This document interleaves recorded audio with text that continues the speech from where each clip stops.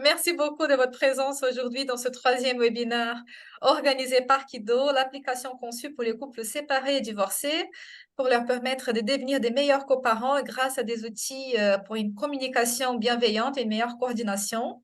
Je suis Liliane Moreira, en charge de partenariat chez Kido, et je serai la présentatrice de cet événement aujourd'hui. Donc, pour votre information, ce webinaire sera enregistré pour nos archives. Et pour éviter les bruits aléatoires, je vous demande de bien désactiver vos microphones lorsque vous ne parlez pas. Je demande aussi aux participants de poser vos éventuelles questions par écrit dans le chat, si vous en avez. Et s'il reste du temps à la fin, nous proposerons aux intervenants de leur répondre. Avant de passer la parole à nos collaborateurs intervenants, un petit mot sur ce qu'est Kido et le contexte de sa création.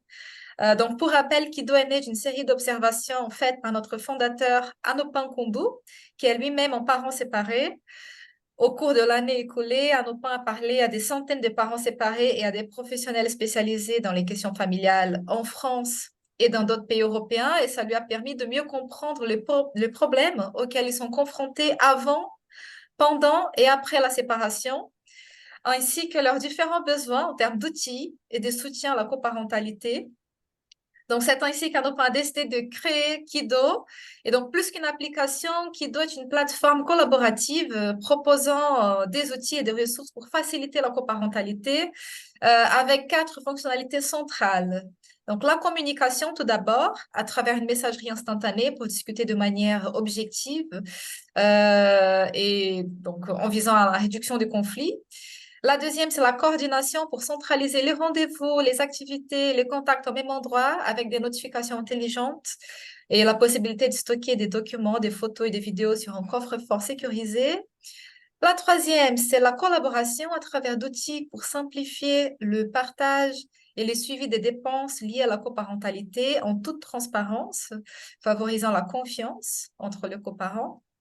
Et enfin, l'apprentissage grâce à des contenus éducatifs pour aider les coparents à se remettre de la séparation, tout en apprenant à devenir un meilleur coparent. Donc, ce webinaire en est d'ailleurs un exemple. Donc, voilà pour cette brève présentation d'Ekido. Vous pourrez en savoir plus sur notre site web kido.fr ou bien évidemment nous contactons par email sur bonjour@kido.fr, Kido avec 2 i. Donc, j'ai maintenant l'honneur de vous présenter les 2 intervenants qui animeront ce webinaire. Isadora Alvarenga, avocate en droit de la famille. Bonjour Isadora. Bonjour Liliane, bonjour tout le monde. Bonjour. Et Émile Ajavon, médiateur familial. Bonjour Émile. Oui, bonjour, bonjour tout le monde, bonjour Liliane, bonjour Isadora, bonjour Sybille également, qui est une tante qui s'est mise dans la communication. Très bien, bonjour. Et donc, un grand merci encore une fois à vous deux d'être là avec nous aujourd'hui pour échanger sur les calendriers de garde alternée et les défis qui réservent aux coparents. Nous savons que les difficultés liées à la coparentalité ont de nombreuses répercussions sur la vie personnelle, mais aussi sur la vie professionnelle des coparents. C'est pourquoi Kido se positionne en plus qu'un outil de gestion du quotidien, aussi comme un outil, une solution pour améliorer la qualité de vie et la productivité des travailleurs qui sont des parents séparés. Donc, parmi les questions que se posent souvent les coparents, il y a comment bien appliquer la décision du juge, comment garder trace des gardes alternés pour ne jamais rien oublier. Donc, le but aujourd'hui, c'est de vous partager des stratégies pratiques et d'envisager des solutions concrètes pour mettre en place et gérer un calendrier de garde alternée au quotidien. Je vais juste vous présenter une vidéo d'1 minute qui montre concrètement comment créer un calendrier de garde alternée sur Kido et puis après, je passerai la parole à nos intervenants.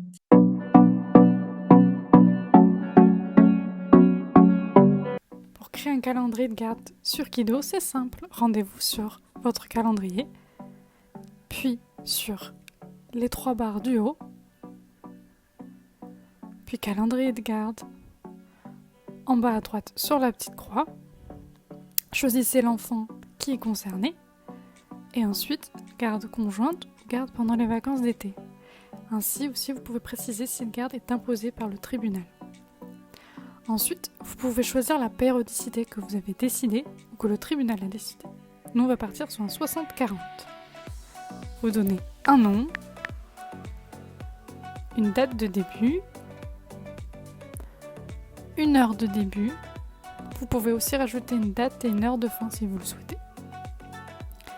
Ensuite, le parent qui commence et qui a donc ici dans ce cas-là les 60% de garde.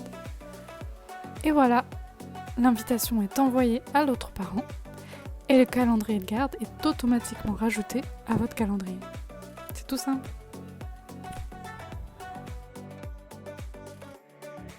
Pour cette petite vidéo qui présente concrètement comment fonctionne, comment ça a été conçu et comment ça va effectivement sur le quotidien aider les parents à mieux s'organiser. Donc, pour commencer, Isadora Alvarenga, en votre qualité d'avocate en droit de la famille, pourriez-vous nous présenter les modalités d'exercice de l'autorité parentale d'un point de vue juridique afin d'aider les parents à prendre des décisions éclairées? Alors, quelles sont surtout les principales lois et réglementations que les coparents doivent observer concernant la garde alternée? Alors, donc, d'abord, je pense qu'il faut parler un peu de qu'est-ce que c'est l'autorité parentale. C'est un ensemble des droits et des devoirs qui ont pour finalité l'intérêt de l'enfant. Sauf s'il y a une décision de justice, cette autorité, elle est exercée de façon conjointe par les parents. Cela veut dire que les parents, ils doivent être d'accord sur toutes les décisions importantes concernant l'enfant. Et ça, c'est pour les parents mariés, séparés, divorcés, peu importe.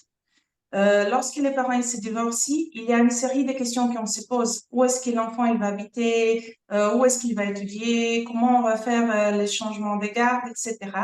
Et donc, on a deux options. Soit les parents ils se mettent d'accord, et là, on peut faire une convention de divorce vraiment adaptée, où on va prendre en compte la vie de l'enfant, la vie des parents, les horaires de travail, de l'école, les cours, etc. Donc, on va vraiment faire quelque chose de bien adapté.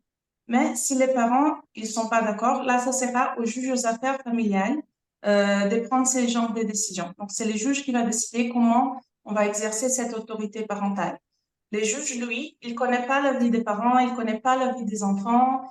Donc, il va en général utiliser des formules un peu plus stéréotypées. Donc, soit une garde réduite, où un parent voit pas beaucoup l'enfant, soit une garde classique.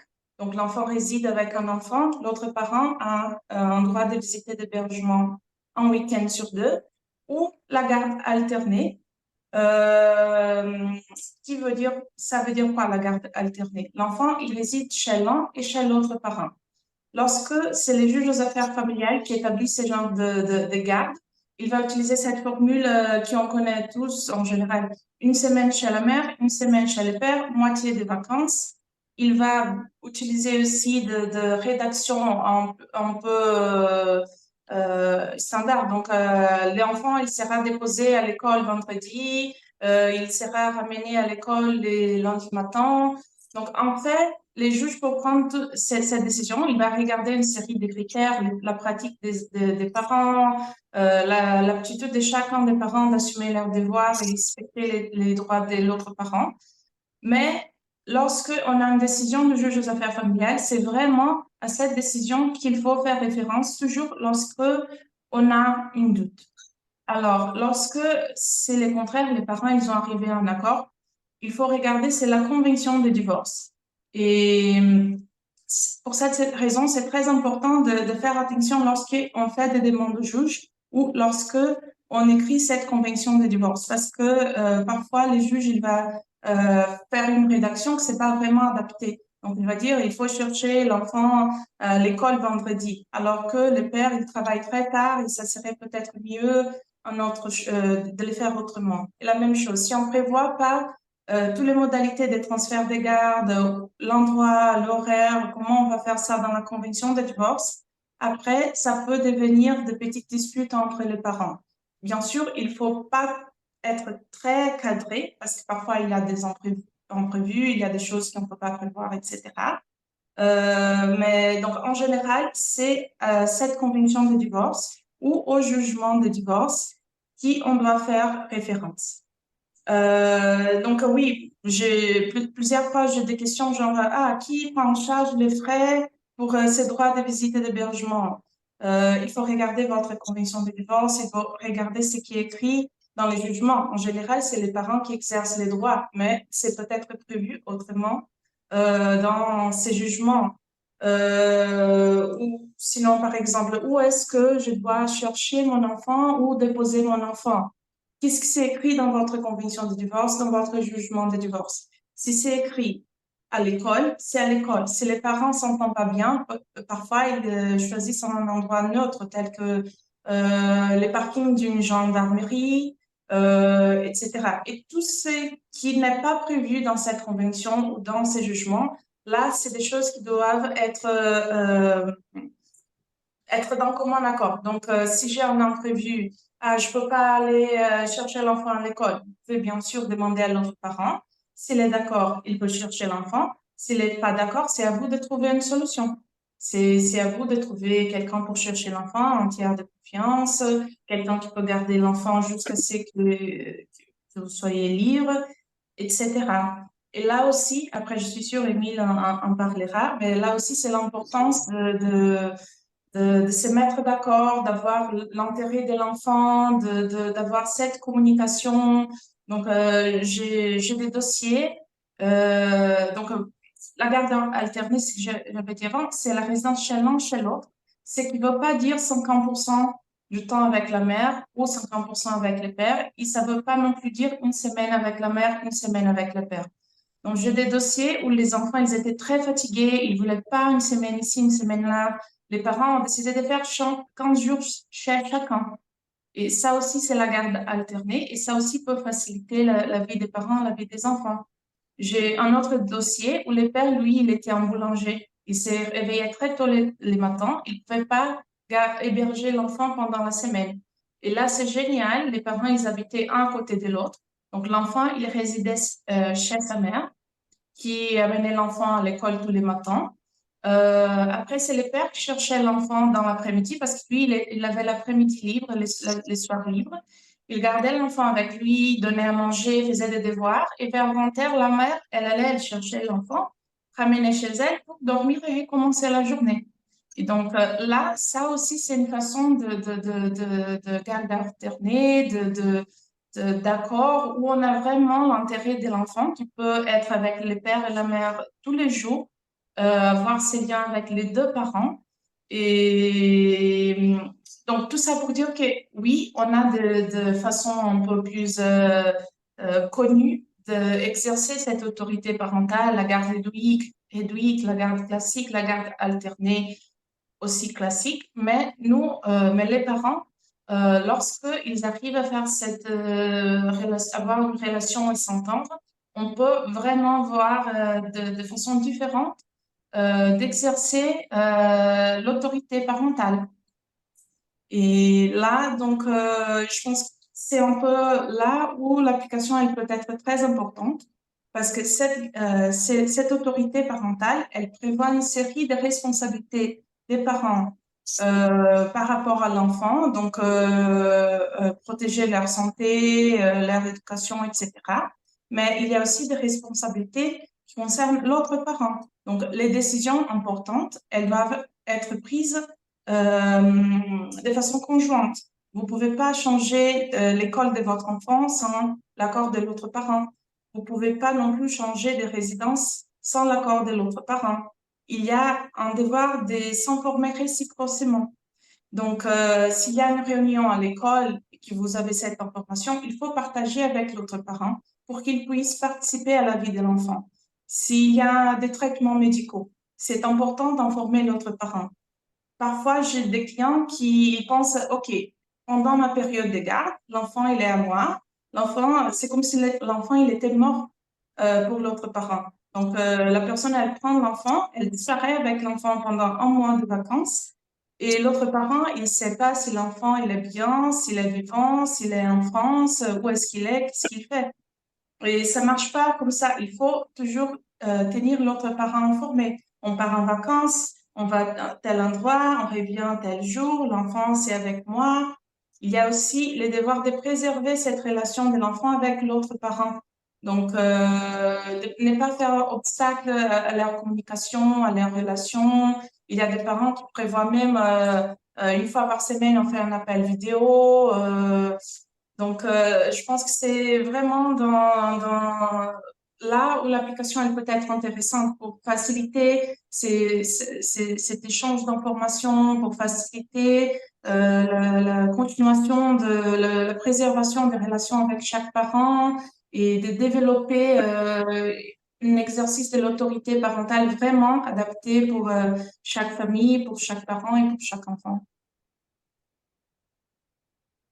Merci Isadora. J'ai une question qui me vient en tête. S'il y a un des coparents qui justement ne respecte pas ce qui est prévu par le calendrier de garde alternée, quelles sont les implications juridiques légales pour ce coparent? Alors, ça dépend. La première chose, c'est que les parents on peut dire ça que c'est une non-représentation d'enfant. Donc, par exemple, c'est mon tour, je dois chercher l'enfant à l'école et l'autre parent a pris l'enfant. Ça, c'est une non-représentation d'enfant. Moi, je peux aller au commissariat porter plainte pour non-représentation d'enfant. Et si ça, c'est quelque chose qui se passe souvent, on peut, bien sûr, il y a toujours la médiation, après on va parler, mais dans ce genre de situation, on peut peut-être saisir à nouveau les juges aux affaires familiales, soit prévoir quelque chose pour l'exécution. Donc, parfois, les juges aux affaires familiales peuvent fixer une amende. Il y a le côté pénal de la non-représentation d'enfants. Les juges aux affaires familiales, lui aussi, peut prévoir des amendes. Et une des choses que les juges aux affaires familiales prennent en compte lorsqu'il va décider sur l'autorité parentale, c'est donc l'aptitude d'un parent de respecter les droits de l'autre. Donc, s'il y a un parent qui ne respecte pas les droits de l'autre parent, il va peut-être même perdre un peu son droit de garde.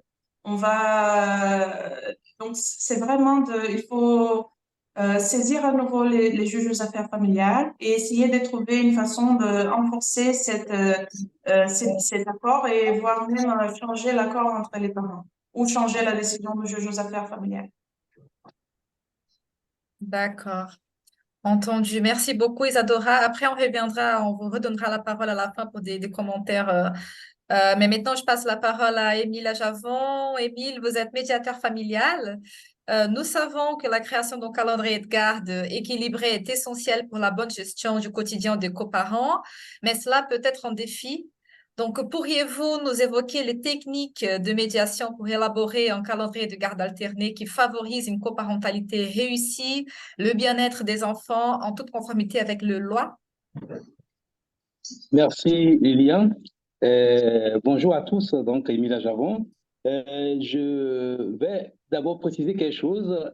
Isadora nous a parlé, bien sûr, du juge, de l'ordonnance judiciaire, du JAF. Donc, il s'agit bien sûr du juge aux affaires familiales, donc qui fixe les modalités lorsque les parents vont voir le juge. Bon, il faut dire que toujours le juge aux affaires familiales met un terme en tout début de ce dispositif, il dit « sauf meilleur accord des parents ». Cela veut dire que quoi? Cela veut dire que les parents, votre accord prévaut sur ce que le juge écrit. Si vous arrivez vous-même à trouver un accord à l'amiable, sachez que cet accord, ça vaut plus que ce que le juge écrit dans l'ordonnance. Parce que c'est vous qui savez mieux ce qui est l'intérêt de votre enfant. C'est vous qui devez décider normalement vous-même de ce qu'il y a de bien pour votre enfant. Mais c'est seulement quand vous n'y arrivez pas que le juge est saisi et le juge impose, on peut dire, une décision qui vous incombe de pouvoir respecter. Maintenant, revenant à la question que Liliane a posée, pour savoir s'il y a des modalités concernant donc une médiation pour arriver à faire que le candidat soit respecté. Oui, évidemment, les parents, tout d'abord, doivent se comporter maintenant en couple parental et non plus en couple conjugal. C'est-à-dire, ils sont divorcés ou séparés. Donc, cela veut dire qu'ils jouissent, je peux dire, d'une coparentalité. Cette coparentalité doit être responsable. Ça veut dire, Isadora l'a dit, il faut que l'autre parent soit informé de toute décision importante qui concerne la vie de l'enfant. Donc, souvent, les accords de médiation prévoient les modalités beaucoup plus étendues que ce que le juge aux affaires familiales prévoit. Par exemple, le calendrier est beaucoup plus, je peux dire, exhaustif. Donc, on peut dire, le parent A, je vais utiliser parent A et parent B. pour être un peu plus conforme donc, à la législation en France, pour ne pas citer père et mère. Hein. Voilà, donc le parent A et le parent B, donc, se mettent d'accord sur des modalités. Donc, ils se disent, voilà, le parent A a l'enfant, en tout cas, à la garde de l'enfant plutôt, du lundi au vendredi, ça peut être ça, et le parent B, là, de vendredi soir jusqu'à dimanche, tout dépend de ce qu'ils veulent mettre en place eux-mêmes pour l'enfant. Là, je prends un exemple. J'ai actuellement en médiation un couple franco-indonésien. Il faut préciser que je fais beaucoup plus de médiation internationale. C'est ma spécialité, ma spécialisation. Donc, je fais beaucoup plus tout ce qui sort un peu franco-français parce que j'ai travaillé durant plus de 5 ans à l'autorité centrale française.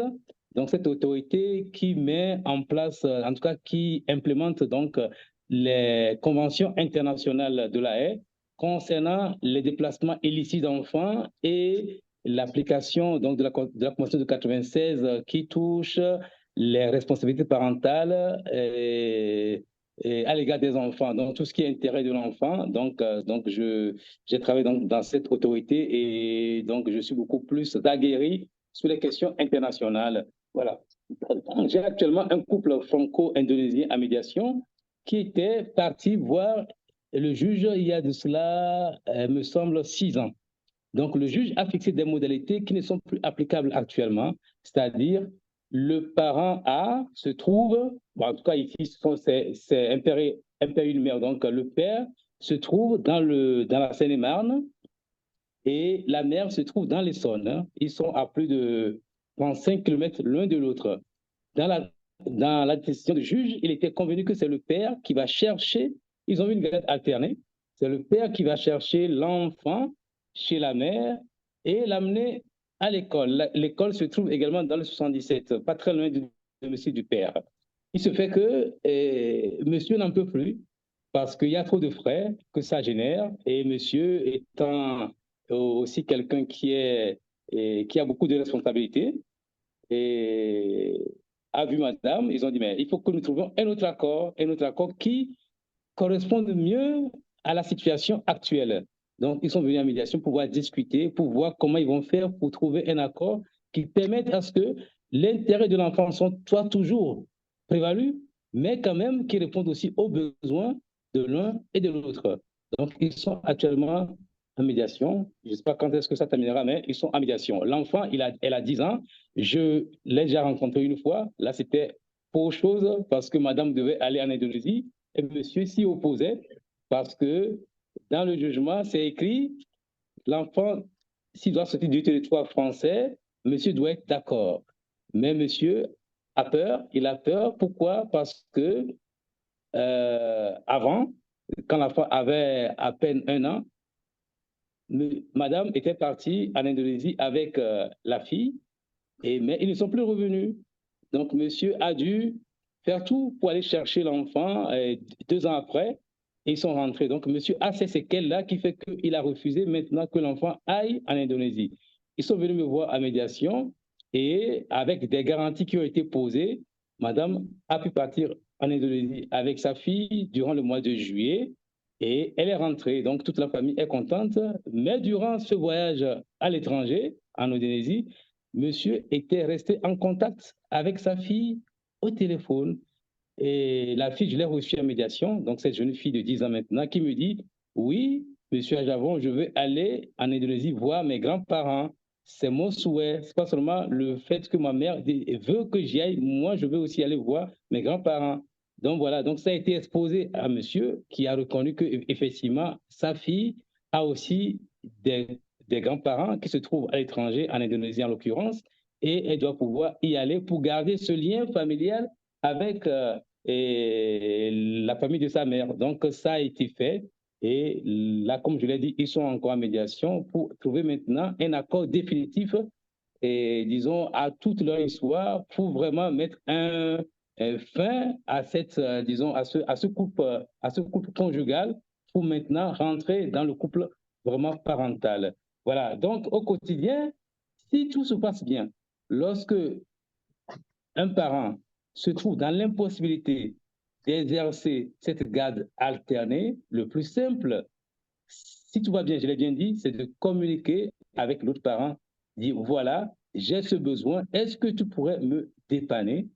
L'autre parent, si effectivement tout va bien, il est de bonne foi, il va dire ok, je peux te faire ceci. S'il ne peut pas, qu'est-ce qui se passe? Les deux parents vont trouver également une solution parce que l'enfant n'est pas seulement l'enfant à ce parent, c'est l'enfant aux deux. Si le parent doit aller, le parent A doit aller, je ne sais pas moi, à l'étranger, parce qu'il y a une mission à l'étranger et que l'enfant doit se retrouver tout seul, ça incombe aussi aux parents B de faire en sorte que l'enfant ne soit pas en insécurité. Donc, ils vont pouvoir voir s'il y a un grand-parent qui peut prendre le relais, s'il y a une tante, un oncle.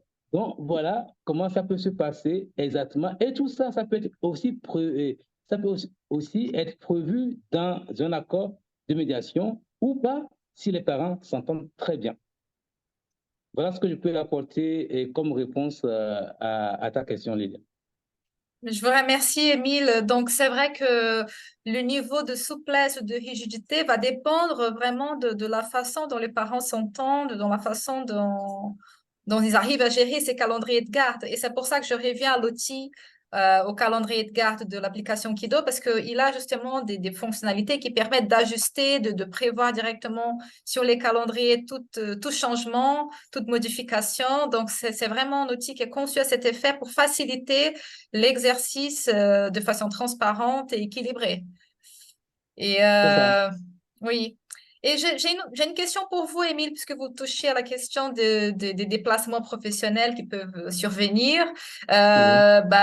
On sait très bien que le parent divorcé, ils doivent coordonner les responsabilités des activités liées à la garde alternée des enfants et que ça peut être très chronophage et entraîner des conflits, comme vous savez très bien. Donc, il y a des impacts sur leur vie professionnelle non négligeables.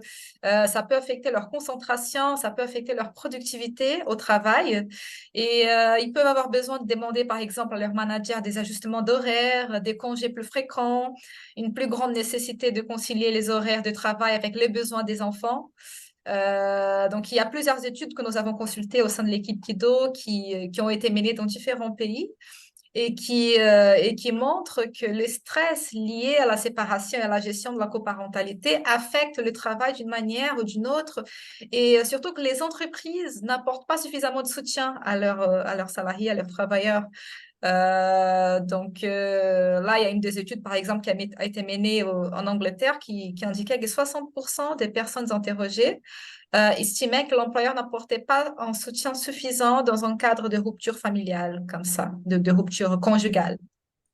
Donc, on remarque que les entreprises doivent s'engager davantage dans cet enjeu, parce que ce n'est pas un enjeu domestique, hein, c'est un enjeu qui dépasse les frontières de la vie privée et qui a aussi des impacts sur la vie professionnelle et sur l'ensemble des aspects de la vie des coparents.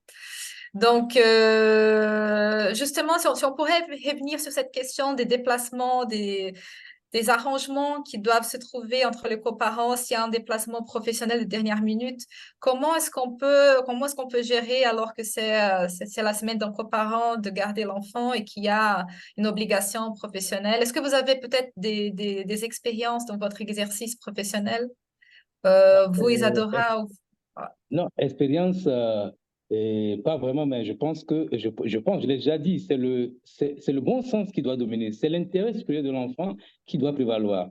Donc, si les parents, ça c'est une condition sine qua non. Si les parents s'entendent bien, donc ils pensent vraiment à l'intérêt supérieur de leur enfant, si la garde si la garde sur une semaine a été prévue pour un parent, le parent A, il ne peut pas, il doit aller en mission à l'étranger, mais le parent B, il sait que son conjoint, en tout cas son ex-conjoint, il a cette activité professionnelle et que ça peut l'amener à partir à l'étranger ou à partir même, je peux même dire, à partir même en France, hein, parce Oui. que quitter Paris pour aller à Marseille, voilà, si j'ai une mission à Marseille d'une semaine, je peux pas, si je peux pas le faire par le télétravail, parce qu'il ne faut pas oublier ça non plus, que le télétravail aussi est un mode qui permet de faire en sorte que on puisse travailler et on puisse concilier vie privée et vie professionnelle. Donc, si le travail, cette émission ne peut pas se faire par le télétravail, évidemment, le parent B doit pouvoir prendre le relais. Maintenant, il faut savoir, si le parent B prend le relais, c'est quoi les responsabilités? Et Isadora, je pense que tu n'en as pas parlé, mais il ne faut quand même pas oublier qu'on a quand même des responsabilités liées à la garde alternée. C'est-à-dire, nous avons la garde alternée avec une responsabilité solidaire pour la garde alternée avec une responsabilité alternative. Ça veut dire quoi? Ça veut dire, au fait, dans le droit français, lorsque mon enfant cause du tort à autrui, il appartient aux parents de pouvoir réparer ce tort. Maintenant, si le parent dont vous me parlez quitte pour aller en mission et l'autre parent accepte de prendre l'enfant, si quelque chose survenait, c'est quoi cette responsabilité? Est-ce que c'est une responsabilité solidaire? C'est-à-dire, est-ce que les deux parents peuvent payer la victime? Est-ce que la victime peut se retourner envers les deux parents ou envers une seule, et plutôt envers un seul, et demander à ce que le tort soit réparé? Ou c'est le parent qui devait avoir la garde, mais qui part, qui a toujours cette responsabilité, ou c'est le parent qui a pris cette initiative d'accepter l'enfant chez lui, qui répare le tort causé par l'enfant? Oui, alors en général, Isadora, c'est tu les pourras parents. nous apporter ton éclairage là-dessus. Pardon, la fin, il a coupé. Désolée. Je pense qu'il disait, il demandait vos propos là-dessus, Isadora. Ok. Donc, oui, en général, c'est les parents chez qui l'enfant réside habituellement. Si l'enfant a une résidence alternée, cela veut dire chez l'un, chez l'autre parent, ça veut dire que c'est les deux parents. Donc, de toute façon, c'est les deux parents qui sont responsables, même si ces moments spécifiques, il était avec un parent ou avec l'autre parent. Donc, de façon générale, ça serait les deux parents dans la résidence alternée. En ce qui concerne les adaptations, si les parents ils s'entendent bien, ça peut très bien marcher. Donc, moi, si j'ai un dossier où, par exemple, un des parents a demandé, donc c'est des parents A, je vais l'appeler les parents A aussi. Parfois, elle devait faire de rester longtemps au travail ou aller en week-end. Et les parents B, il a demandé, OK, si vous avez cette occasion, si vous devez voyager à cause de votre travail, moi, je veux être en priorité. Donc, cela veut dire, vous appelez pas un nounou, vous laissez pas l'enfant chez votre parent, vous m'appelez. Si je suis disponible, moi, je veux avoir l'enfant. Et si je suis pas disponible, ok, là, vous pouvez chercher un tiers pour prendre soin de l'enfant. Et ça, c'est dans les cas où les parents sont d'accord. Si les parents ne sont pas d'accord, là, c'est ça l'importance aussi de la médiation, parce que c'est ce que Émile a dit. Les juges, il va prendre une décision, il va imposer quelque chose, mais c'est les parents, s'ils peuvent vraiment s'entendre, ils arrivent à quelque chose qui c'est plus adapté pour eux et pour leurs enfants. Et là, on peut réduire tous ces problèmes de il faut prendre un congé ou il faut parler à mon employeur si on arrive à vraiment avoir une communication et arriver à un accord.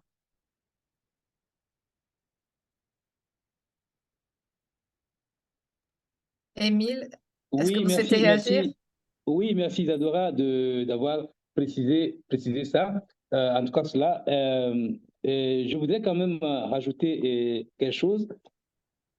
Là, le parent B qui recueille l'enfant, alors que ce n'est pas son moment de garde, je peux dire, oui, il peut demander à ce que, après cette semaine, il continue toujours à avoir la garde de l'enfant. C'est parce que le parent A lui a confié l'enfant sur la semaine qu'il doit avoir l'enfant, que automatiquement, sa propre semaine de garde saute au profit du parent qui lui a confié l'enfant. Non, disons que c'est une faveur qu'il lui a faite en acceptant d'accueillir l'enfant, même si ça rentre dans l'intérêt supérieur de l'enfant. Donc, il n'est pas de droit au parent A de dire, puisque tu as gardé mon enfant cette semaine, moi, je te reprends ta garde pour garder notre enfant. Et non, normalement, ce n'est pas comme ça que ça doit fonctionner. En fait, le calendrier se poursuit comme si de rien n'était. Voilà ce que je voudrais rajouter par rapport à la question que tu avais posée, Elia. Oui, ça c'est un très bon point parce qu'en général, les calendriers, ils sont fixés. Les parents A, par exemple, à la semaine paire et les parents B à la semaine impaire. C'est pas parce que, OK, moi, je peux vous aider, tenir l'enfant cette semaine avec moi que le calendrier va changer. Ça change bien. Là, je suis d'accord et c'est quelque chose de très important. C'est vrai. Très bien. Alors, je vois une question dans le chat. Est-ce que l'application Kido est proposée dans tous les services de médiation?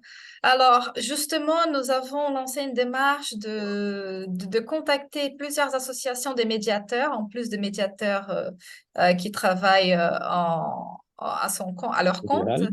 Oui, voilà. Donc, en ce moment, il y a des associations qui étudient la mise en place de l'application, la proposition de l'application à leurs clients.